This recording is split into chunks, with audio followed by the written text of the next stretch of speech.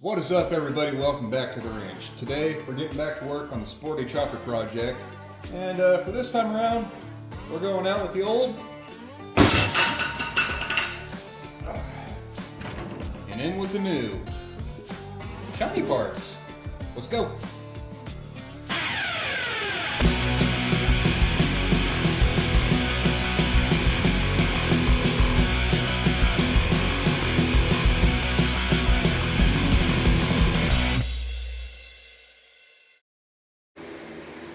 Oh, what in the world am I working on today? Well, let's start out by saying it is miserably hot and humid out here, so if you guys hear a bunch of background noise, that's my fans running so I don't melt down out here. But let's take a look at what we got. So, from TC Bros, I picked up this 16x3 80 spoke chrome rear wheel. Yep, going to spoke wheels. And that is wrapped up in this Avon Cobra Comb tire. I was having a really hard time deciding what tires to run on this build, if I wanted to do a modern, kind of aggressive looking tread, or did I want to do something a little more vintage looking, a little retro looking, like the safety tire. But I decided a modern tire with an aggressive looking tread. That's the way I wanted to go. Another cool thing about these, you got these little Cobra heads molded into the sidewall. How cool is that? No step on snake. Boop, boop. Also from TC Bros, I picked up their chain conversion kit. So I've got this chrome plated sprocket on the rear, got this sprocket needs to go on the output of the transmission in the bike, and from JP Cycles I picked up this chain, and of course the Misfit Ranch sticker report. TC Bros came in with stickers for that, and EK Chain, hey look, a little sticker came with my chain. That's cool. So first things first, I've just got this kind of loosely mounted up with these hardware store bolts, and I do not like the way they look. Just having that gold plated, that gold galvanized bolt just looks like crap. So what I have here is the original bolts for the original pulley. They're a little bit too long. They bottom out in the hole, so I'm going to see if I can just cut off like a 1/4 of an inch or 1/8 inch, whatever I need, and see if I can reuse these, and I'll probably hit these up on the polisher and get them cleaned up and looking pretty. I really need a new vise.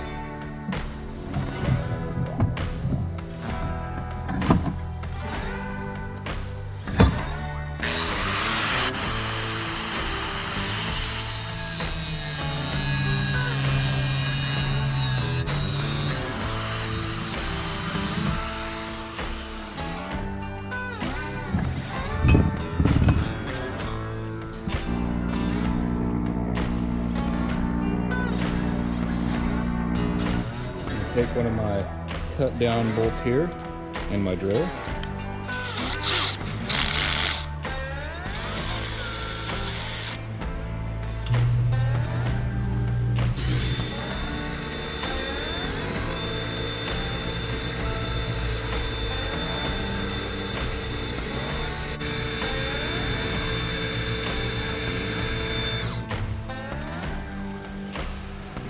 And that's how I polish my bolts.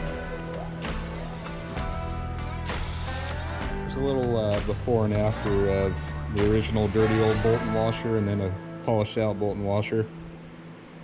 Just a little detail to make things look a little cleaner, look a little nicer.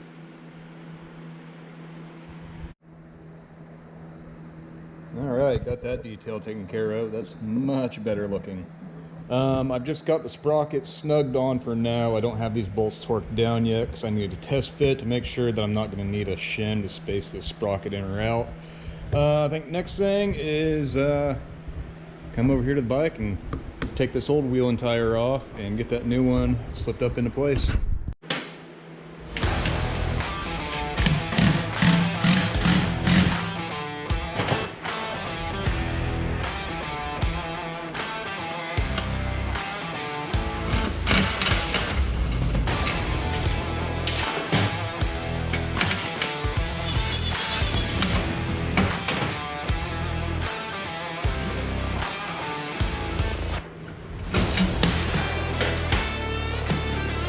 Services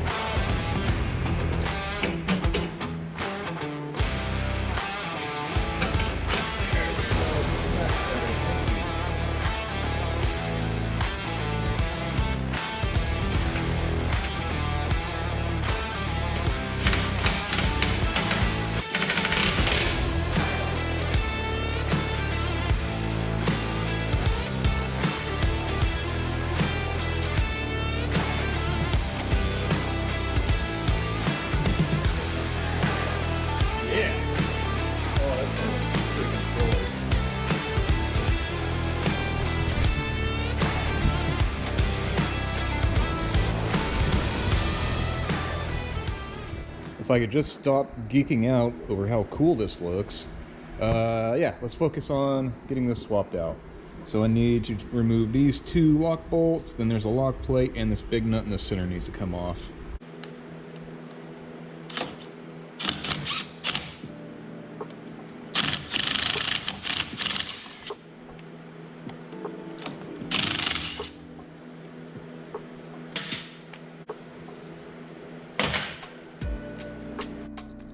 And that big nut right there in the center is a 1 7/8.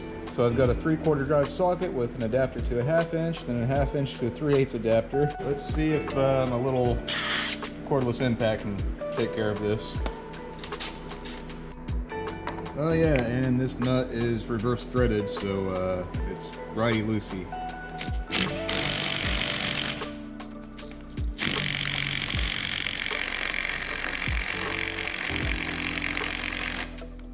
Okay, I didn't think that would work.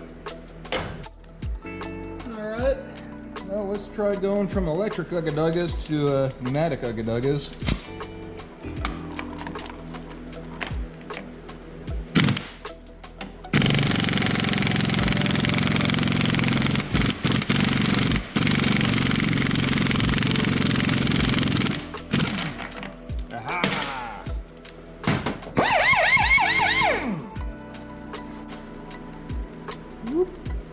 Just that easy.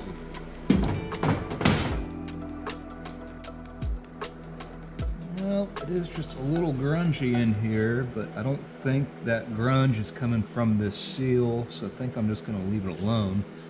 I'm going to kind of clean things up a little bit while I'm here.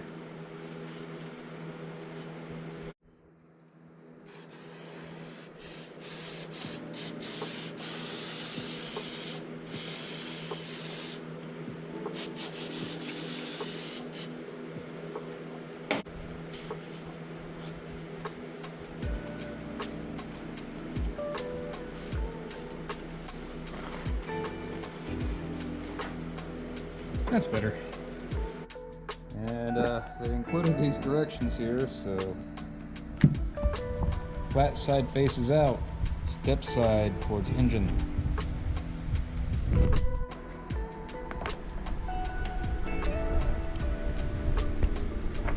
Go on. Come on, go in the hole. There, thank you. And take my nut here and put on a little bit of the cherry sauce.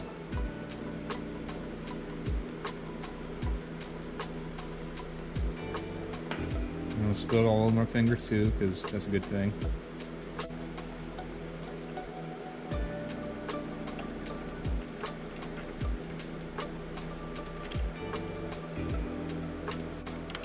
Man, it feels so weird threading a nut on backwards to tighten it. I just don't understand. It just goes against my nature.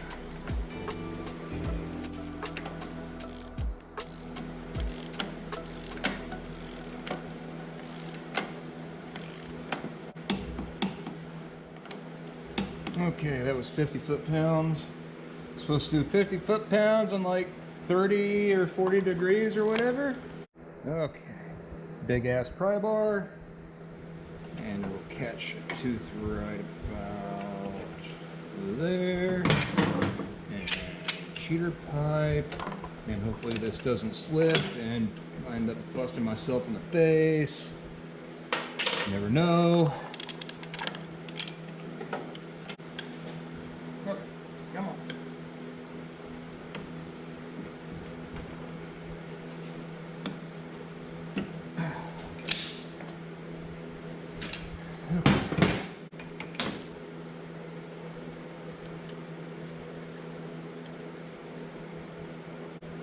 There. Now that lock plate lines up with that screw hole and that screw hole. Cool. And I'll put a little red sauce on these bolts too.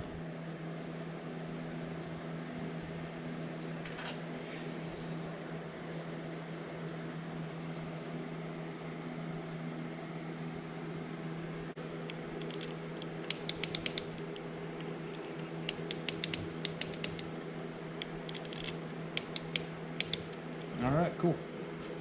That part's done. Oh yeah, It's time for the fun, greasy part.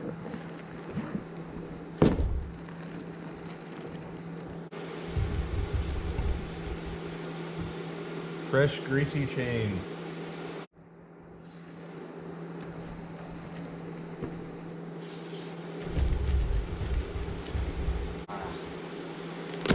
Yeah.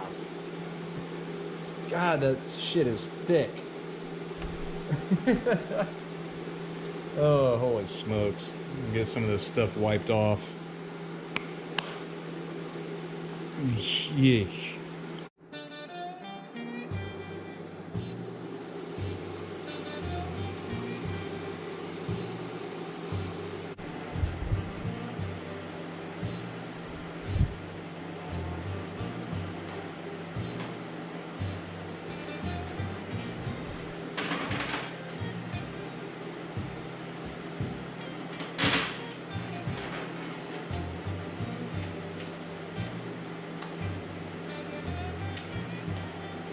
Got my chain ran through here.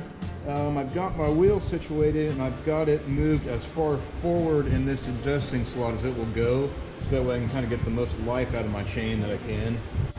And I'm looking at it now. I'm gonna pull my chain tight, figure out which link I need to push out, which link I need to break. So I cut out that one right there. Make a little mark with our Sharpie.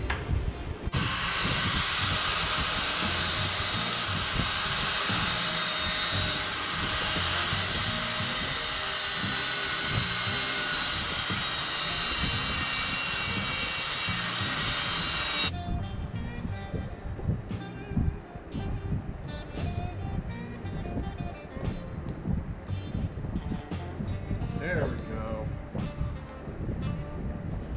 Now we're cooking with gas.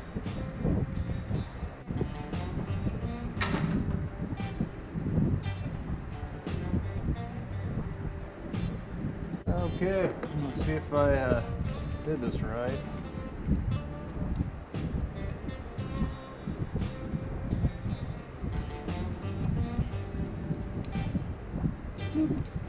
Right on there. Just a little snug. Yeah, press that one on. Now this master link here is just a little bit of a press fit. So what I'm going to do is use my channel locks here. I'm going to use a 5/16 nut as a spacer. So what I'll do is set that plate on there where it needs to be, use that as a spacer, and then use the channel locks to squeeze it together, and that spacer so the pin can push all the way through.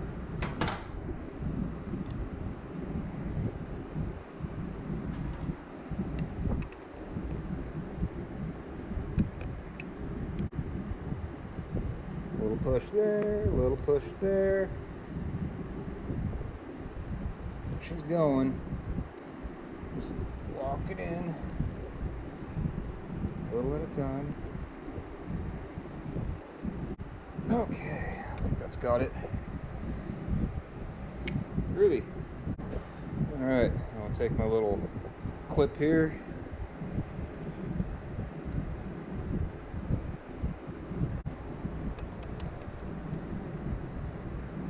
Hey, there we go.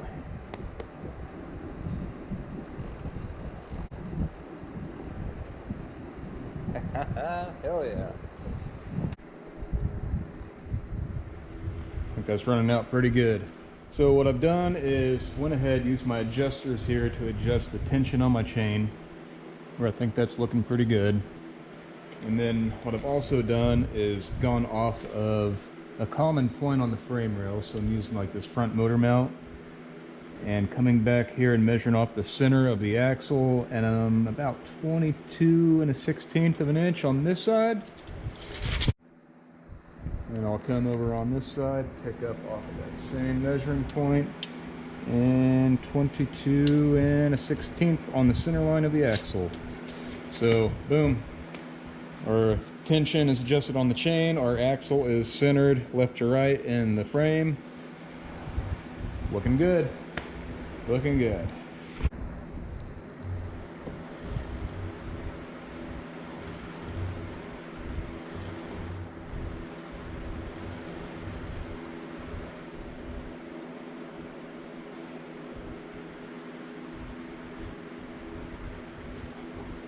Sweet. And alright, now that I know that everything's running good and true, my sprocket, I don't need to worry about building any spacers or shims to move it one way or the other. I need to pull the wheel back off so I can pull these mounting bolts off, Loctite them, and torque them down to spec. So, you know, you need to build everything like 2 or 3 times before it's ever really done, you know?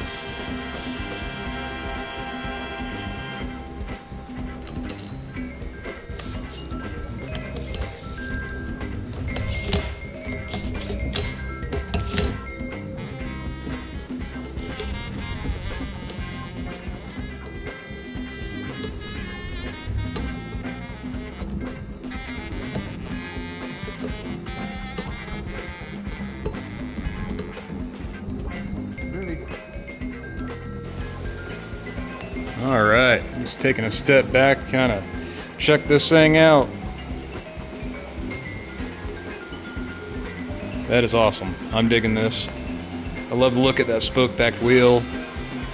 The classic 16 and 21 inch combination. Alright, looking good.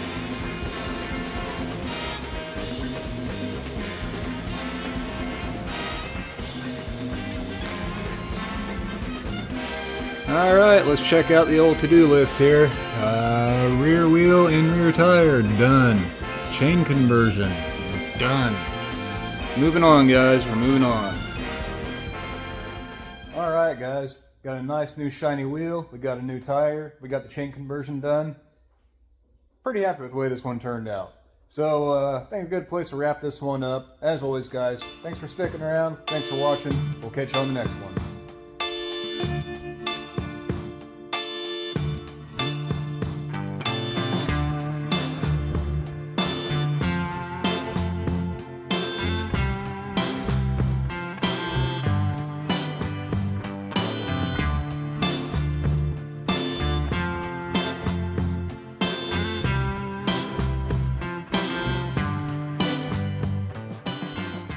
Alrighty, so use my adjusters right here to adjust the chinson on my chain.